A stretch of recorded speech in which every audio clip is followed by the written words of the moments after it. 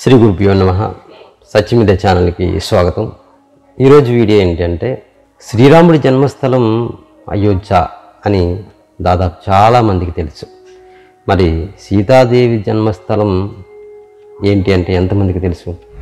చాలామందికి తెలియదు. అసలు సీతాదేవి యొక్క జన్మస్థలం ఏంటి, అది ఎక్కడుంది అనే వివరాలు ఈరోజు మనం ఈ వీడియోలో తెలుసుకుందాం.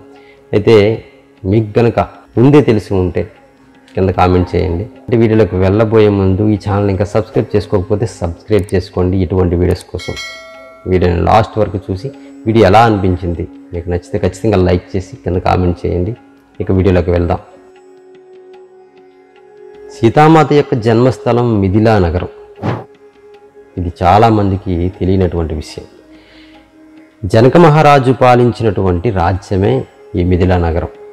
ఎక్కడుంది అంటే బీహార్ నుంచి నేపాల్ వరకు మిథిలా రాజ్యం విస్తరించి ఉంది. అప్పట్లో జనక మహారాజు ఉన్న రాజధాని ప్రస్తుతం నేపాల్లో ఉన్నటువంటి జనక్పూర్. ఈ జనక్పూర్లోనే యాగం చేసేందుకు భూమి దున్నుతుండగా సీతాదేవి లభించడం జరిగింది. ఈ రాజ్యాన్ని విదేహ రాజ్యం అని కూడా పిలుస్తారు. ఆ పేరు మీదే సీతాదేవికి వైదేహి అనే పేరు కూడా వచ్చింది. అప్పట్లో జనకుడు ఉన్నటువంటి రాజధాని ప్రస్తుతం నేపాల్లో ఉన్నటువంటి జనకపూర్. భూమిని దున్నుతుండగా సీతాదేవి ఉద్భవించినటువంటి నగరం రామయ్యను పెళ్లి చేసుకున్న నగరం కూడా ఇప్పటికీ జనక్పూర్ అని ప్రజలు నమ్ముతారు. అందుకే ఈ మధ్య సీతాదేవి జన్మస్థలంపై ఎన్నో రకాల చర్చలు జరుగుతూ ఉన్నాయి. సుర్కీ సోర్దాస్ అనే సన్యాసికి 1657లో నేపాల్లో జనక్పూర్లో సీతాదేవి విగ్రహాలు లభించడంతో అక్కడ ఉన్న ప్రజలు తమ చరిత్రను తిరిగి గుర్తు చేసుకోవడం మొదలుపెట్టారు. ఆ చరిత్రకు చిహ్నంగా 1910లో వృషభను అనే నేపాల రాణి జానకి మందిర్ పేరుతో ఒక దేవాలయాన్ని నిర్మించారు.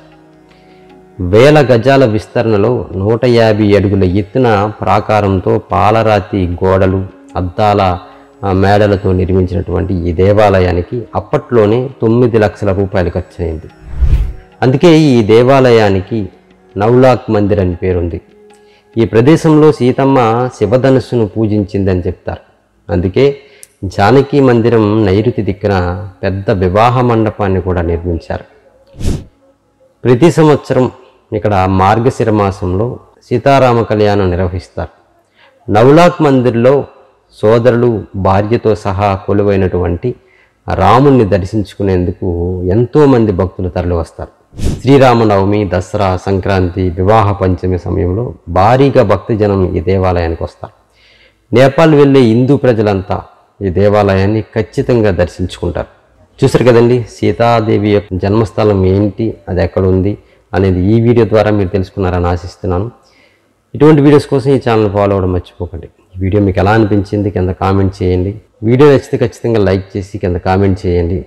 ఎటువంటి వీడియోస్ కోసం ఈ ఛానల్ ఫాలో అవ్వడం మర్చిపోకండి. మరొక వీడియోతో మళ్ళీ కలుద్దాం. శ్రీ గురుభ్యో నమః.